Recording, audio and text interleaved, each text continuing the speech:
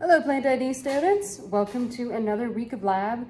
Sorry I was gone last week. I went to a conference and paid the price in a case of COVID, so I decided to spare y'all from a video because I sounded horrendous. But I'm feeling much better, and so this week I'm going to be kind of making up for that lost week by talking about the Rosaceae and Fabaceae families.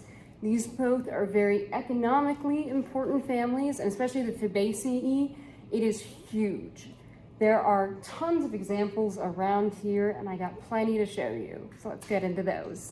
All right, let's start off with the Rosaceae family. There are over 3,000 species in this family, but luckily, within the flowers, there are some commonalities that will help us identify these individuals. So starting off, first we have flowers that are 5 meris, which means that there are 5 sepals and there are 5 petals. This one has actually lost one of its petals, but usually there are 5 sepals, 5 petals. Second, these flowers have a hypanthium, which is also known as a floral cup, basically a divot around the gynecium. And third, these flowers also typically have many stamen in the center. I hope y'all can see that. I know this isn't the biggest specimen, but it's the biggest I have. Now let's look at some pressed specimen. Here I have 2 specimens within the same species, Rosa woodsii, also called Woods's rose. Notice that the leaves are serrate. They have little teeth, which are common within the family. And here is an example of the flower. Even from this pressed version, we can see 5 petals and many stamen. This example is a little bit more mature because it is producing fruits, which are these rose hips right here. Now, if you watched Erica's lecture, you'll know that within the Rosaceae family, there can be multiple flowering types. And seeing this rose hip tells us that this specimen belongs to the flowering type that produce enlarged receptacles. So these still have all the normal characteristics. 5 sepals, 5 petals, many stamen, but also many pistils which are attached to this enlarged receptacle. And as that plant begins to mature, what was the hypanthium develops into the exterior of this rose hip, where we see in the center all of these little achenes. Now you might be getting a little confused when I talk about roses having only 5 petals. This is true, but it's also very different than the supermarket roses, or the roses that you might give your sweetheart during Valentine's Day. Those roses with more than 5 petals are selectively bred for those traits.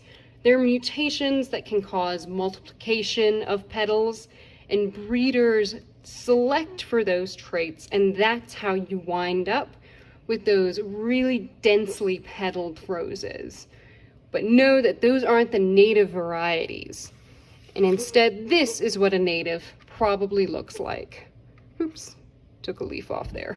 With this example, I want to point out that there's always variability within families. When I think of Rosaceae, I think of oval leaves, which are lightly serrate, but there's always exceptions and diversity within a family. So here are much more interesting leaves. These are compound leaflets, which really only have serration at the edges. But these flowers should still look familiar. 5 sepals, 5 petals, and many stamen. Now let's move on to the Fabaceae family. This family is huge with over 19,000 species, which you can imagine, a family that's so big is going to have a lot of variability. But luckily, this family does have some pretty consistent characteristics.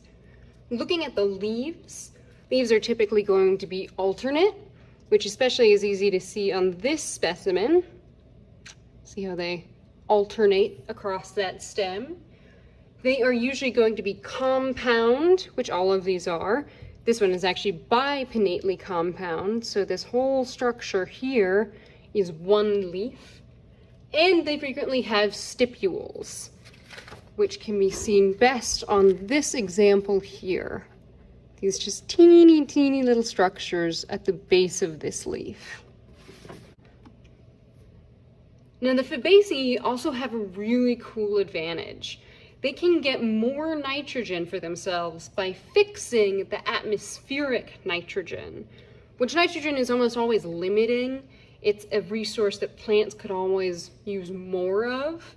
And so by having the ability to take nitrogen from the atmosphere and convert it into a form that plants can actually use, you can imagine is a really cool advantage. It's also really relevant for someone like me, because one of the experiments I work in is a long-term nitrogen addition project. Through various activities, us humans are just adding a ton of nitrogen to the environments at the moment, whether that's from the atmosphere or through fertilization of agriculture. There's just a lot of nitrogen that plants can use at the moment. And so you can imagine if you start throwing in nitrogen, legumes are going to lose their advantage. They had this cool advantage, but now that there's more nitrogen just to go around, they've lost their advantage. So typically, their population numbers decline in areas that have more nitrogen becoming available. Just something cool to keep in mind. Now, Fabaceae is divided into subfamilies. Unfortunately, I don't have any examples from the mimosa subfamilies, but those are the ones with the little puffball flowers with just stamens sticking out in all ways, which have more radial symmetry. The other types have bilateral or zygomorphic symmetry. So here I have an example from the Sizzlepinioideae subfamily. I hope I said that right. But on this one, they still have some pretty showy stamen here. These would usually be bright red. This example here is a Mexican bird of paradise. And in North America, we're not going to see too many from this subfamily. Usually it's going to be a little bit more tropic. But what we do see all the time are examples from the Faboideae family. The subfamily Faboideae has the most species represented within it, and they're very common around this region. All of the specimen I have here can actually be found in my tallgrass prairie ecosystem. These are also known for their classic pea flowers. These have very noticeable bilateral symmetry and a unique petal structure. So these are made up of 5 petals. First, you're going to have this large banner petal. It's a small specimen, so hopefully y'all can see. This is the large banner petal right here. And then there are 2 wing petals that stick out on either side. And then in the very center here is the keel petal, which are actually 2 fused petals.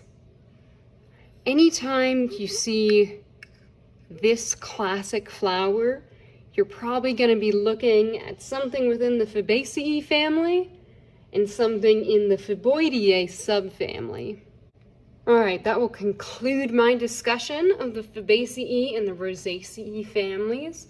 I hope seeing these examples made what you learned in lecture feel a little bit more solidified. If you have any questions, send me an email. Have a good week, y'all.